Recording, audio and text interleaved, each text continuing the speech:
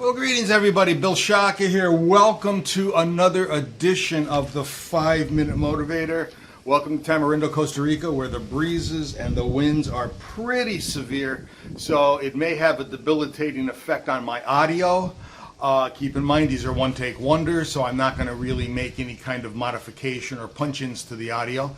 It's just a matter of it's more important, I think, the information that I'm trying to portray than the medium for the information.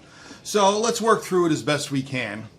And the wind should be subsiding in the next 3 or 4 weeks or so as we end summer and get into what Costa Rica calls winter, which is basically, I don't know, rain. It's still 90 degrees, but it's rain. Anyway, today is the first of 3 parts that I call using time frames for success. Today, part 1, we're going to talk about the past into the present. Tomorrow, we're going to talk about the present into the future. And the day after, we're going to talk about putting the 3 time frames together. So with that, let's talk about using time frames for success. Part 1. The past into the future. Couple ideas here for you. Here's the first. You can't change what happened. What happened in the past happened in the past. It can't be changed. You know, no matter what we want to do differently in the past, we simply can't. Sometimes we may have worn the lampshade at a party. Sometimes we wish our mouth had a backspace key.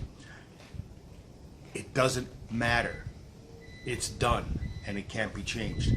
We need to come to grips with the fact that we cannot argue with past reality. That's the first step. Nothing happens. Nothing happens unless we understand that the past is over. I feel like Polly Walnuts here from The Sopranos. Not me. Anyway, the past is done. It's over, and it can't be changed.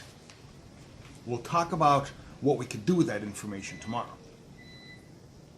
Here's something else we need to do once we understand that the past can't be changed.